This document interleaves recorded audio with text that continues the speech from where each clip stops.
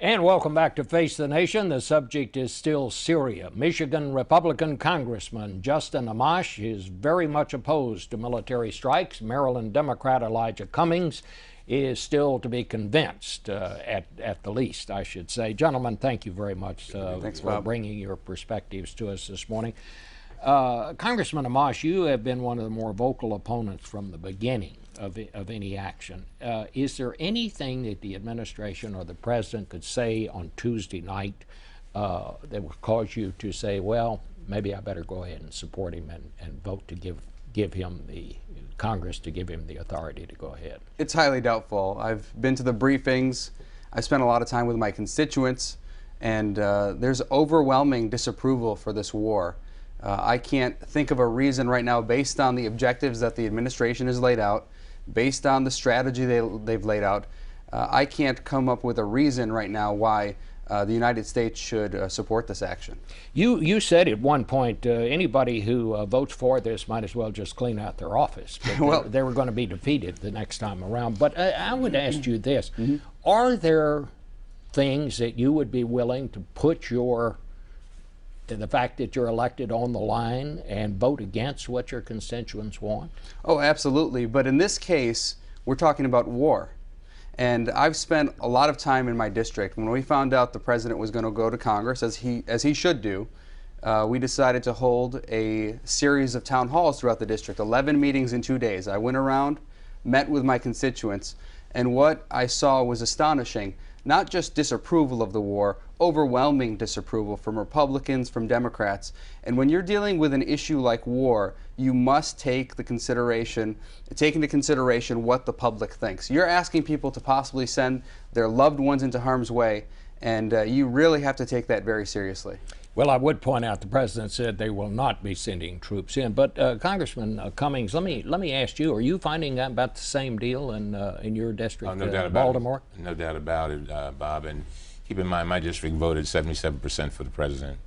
I think the president has work to do, but I think he can possibly get the votes. But he's got to come before the Congress and the nation. By the way, one of the things that I said to the president was, look. When you ask the Congress to be involved, you're also asking about our constituents. And so he's got to show, first of all, that this is in our core national security interests. He's got to, and why it is.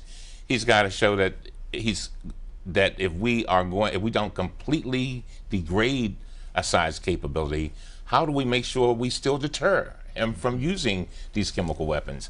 And then he's got to show us that this will not end up in a scenario where we find ourselves in deeper involvement in a civil war over there in Syria. These are difficult issues. He's got to, but keep in mind too, Bob. I do believe that this president is being held to a higher standard with regard to going into using force in another nation, and the reason being Iraq. Most of my constituents tell me, look, we just spent $1 trillion in Iraq. Our young people died and were injured, and they just don't want to see that again. And then they say, for what? Let me just ask you what I asked Congressman Amash. Can you see any scenario under which you would go ahead and support the president? It's possible. I think we're going to have this. There are members of the House that are working on a much more limited resolution than the one that is being considered in the Senate. I'm going to take a look at that. I want to support the president. I believe in him. And I believe that if the president, being a president that came in and tested and campaigned on taking us out of war, says that, I think we need to do this.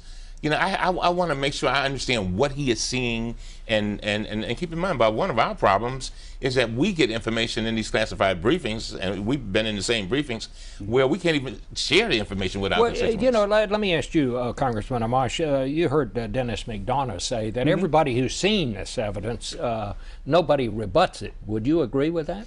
I think nobody rebuts the evidence we've been presented at the briefings, but I would also say that the evidence is not as strong as the public statements that the president and his administration have been making. And I've actually urged the administration in the most recent briefing, for example, to be more forward with the public about what the situation actually is. I think that there are some things that are being embellished in the public statements, and I would ask the administration to be more forward with the public about this, because we all need to have the information. I would also add that the briefings haven't given me comfort. The briefings have actually made me more skeptical about the situation. Well, but let me ask both of you this, and because to me this is the bottom line. What do you think the fallout will be? What will the impact be? The president has drawn a red line, and then the United States is not able to deliver. What does that do to the credibility of the United States? I think it hurts to some degree, but at the same time, the question is if we go in and we find ourselves mired in a civil war, what does that do? And I think that that's the problem, Bob. All right. We have a constitutional republic. I think we're at our strongest when the representatives of the people actually represent the people. And I think it sends a message to the rest of the world that we follow the rule of law. All right. Well, I want to thank both of you for coming this morning and adding your perspective. We'll be back in 1 minute with our panel of analysts, and we got a bunch of them.